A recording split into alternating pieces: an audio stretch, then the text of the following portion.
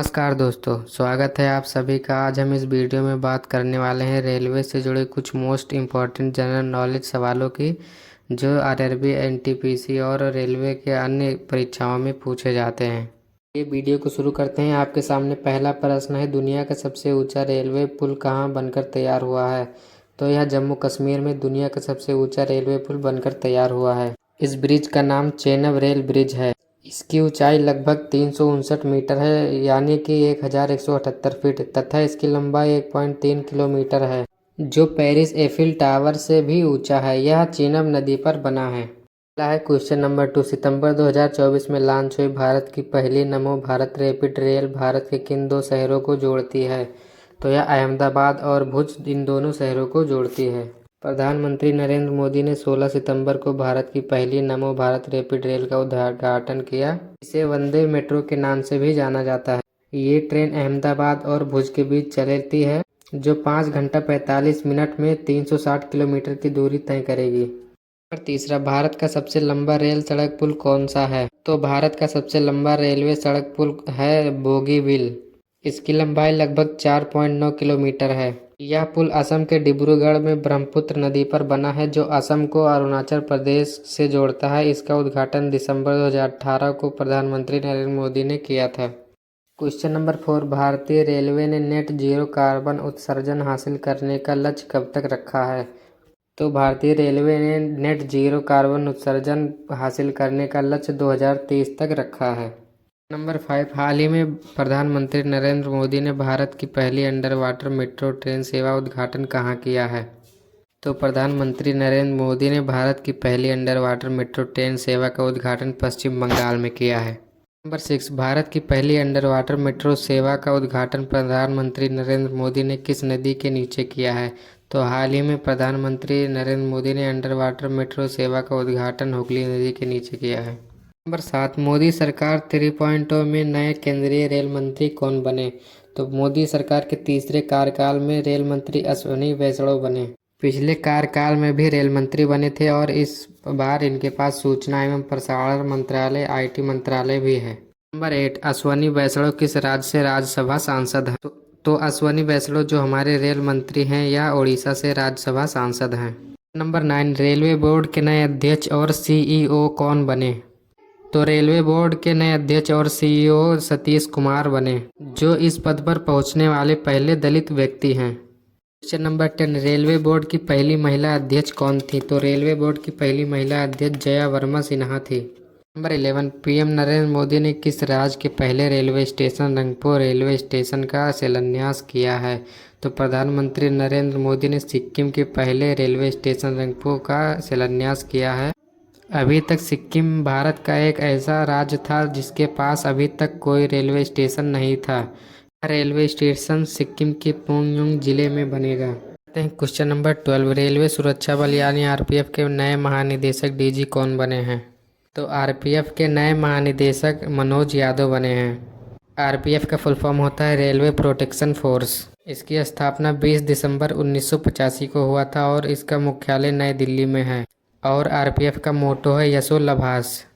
Question number 13। Vande Bharat express train का संचालन करने वाली एशिया की पहली महिला लोको पायलट कौन बनी? वंदे भारत एक्सप्रेस ट्रेन का संचालन करने वाली एशिया की पहली महिला सुरेखा यादव बनी।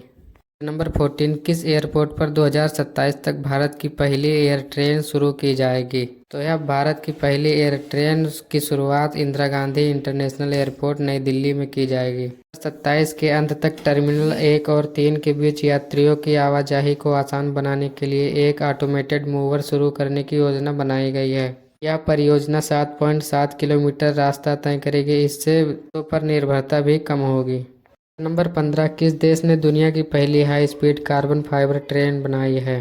चीन ने दुनिया की पहली high speed carbon fibre train बनाई है। यह ट्रेन पूरी तरह से कार्बन फाइबर से बनी ट्रेन है। यह एडवांस ट्रेन 140 किलोमीटर प्रति घंटा की हाई स्पीड तक पहुंच सकती है। Question number 16। भारतीय रेलवे के किस जोन में महिला यात्रियों की सुरक्षा के लिए सेफ्टी पैनिक बटन सुविधा लॉन्च की गई है?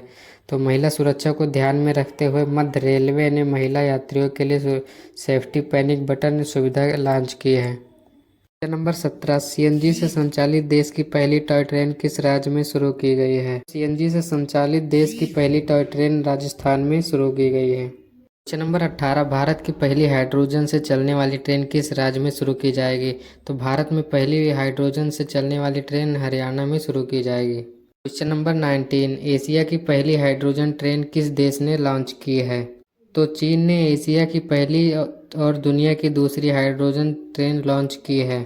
चीन की कंपनी CRRC कॉरपोरेशन लिमिटेड ने डेवलप किया है। इसकी स्पीड 160 किलोमीटर प्रति घंटा है। दुनिया की पहली हाइड्रोजन ट्रेन जर्मनी ने 2022 में लॉन्च किया था। क्वेश्चन नंबर 20, भारत के मेट्रो नेटवर्क का विश्व स्तर पर कौन सा स्थान है? भारत का मेट्रो नेटवर्क का विश्व में तीसरे स्थान पर है। नंबर 21, भारतीय रेलवे का रेल लाइन की लंबाई की दृष्टि से विश्व में कौन सा स्थान है?